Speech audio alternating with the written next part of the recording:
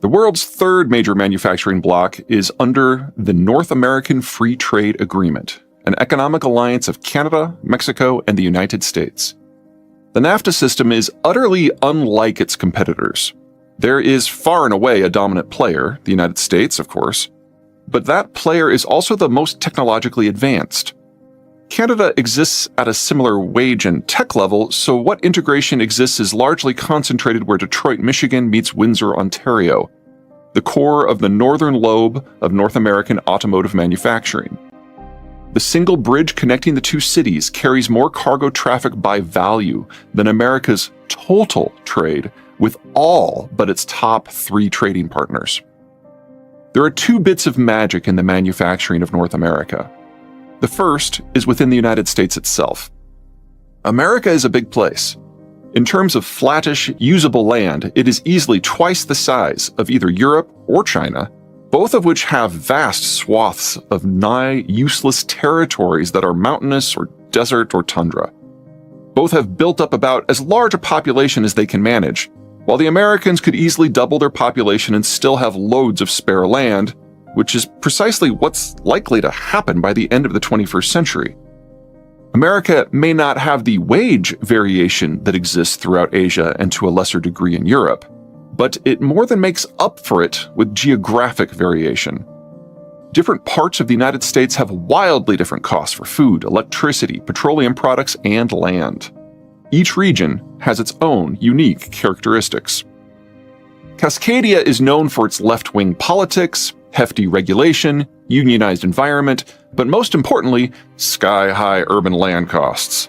Seattle sits on an isthmus, while Portland is squashed between highlands. Both boast traffic as epic as their property prices.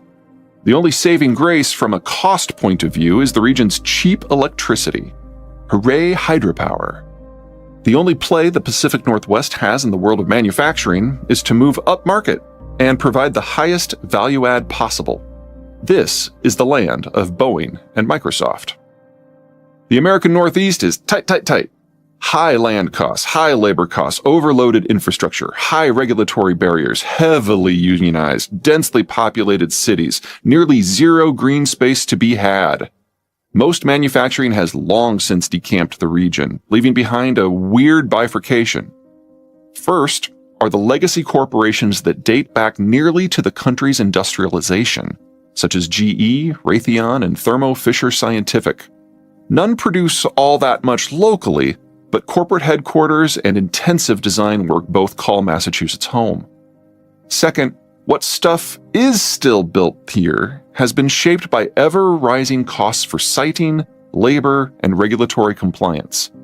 It is a merger of industry and brain work, biomedical, system controls, scientific instruments, aeronautical and navigational devices, electrical systems, and the design, final assembly, and refurbishment of a variety of aerospace, maritime, and naval hardware. Above all, the Northeast is where the training takes place for the brain work that drives all American manufacturing everywhere. After all, the Northeast is home to Yale, Harvard, and that most hallowed hall of nerds, the Massachusetts Institute of Technology. The Front Range, where I hang my hat these days, and the Arizona Sun Corridor are a world apart. Land is dirt cheap. Regulations are for the bonfire. But there just aren't all that many people, and the cities are certainly not close together. The combined population of the two zones' urban corridors isn't much more than 10 million, and the drive from Colorado Springs, the southern extreme of the very extended Denver metro, to Albuquerque is a cool 4 hours. And even that only if the traffic is light, the weather is good, and the cops are asleep. Between very limited economies of scale and high in-region transport costs, standard manufacturing supply chains are almost out of the question. The solution? Tech servicing and all-in-one manufacturing hubs that don't heavily integrate with the rest of the country unless it makes sense for the product to be flown. This is the corner of America getting into high-end semiconductor fabrication of the Japanese and Taiwanese style. The Gulf Coast is Energy Alley. Petroleum and natural gas are both produced and processed there. The shale revolution has so deluged the region in vast volumes of low-cost, high-quality hydrocarbons that the region is busy expanding its industrial plant to make not just intermediate products like propylene and methanol, but increasingly down-market products like safety glass, diapers, tires, nylon, plastics, and fertilizer. The biggest problem? Siting can be a bit of a bitch. Big refineries need maritime access and lots of space. Still, this region lucks out in two ways. First, the Texas coast sports an extensive chain of barrier islands that provide it with more shielded port potential than all of Asia. And the lower Mississippi in southern Louisiana isn't even remotely shabby either.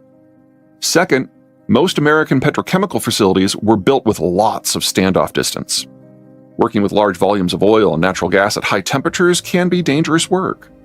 At least some of that empty space can be converted and is being converted into yet more industrial capacity.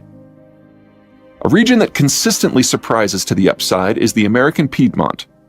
Sub-average educational system, semi-rugged terrain that both increases transport and land costs while limiting opportunities for integration and economies of scale. Limited options for river transport. Doesn't feel like the South should be very successful. But the locals more than make up for the shortcomings with oppressively felonious levels of charm. Rather than wait for investors to come to them, Southerners venture out to potential investors the world over, typically bringing with them their delegation's combined body weight in bourbon to smooth over any cultural barriers. Fun fact: when hard-drinking American Southerners meet with equally hard-drinking Koreans, the result is one of those irresistible force, immovable object contests. Once the Southerners inebriate, land an investor, they then set to work back home to create the perfect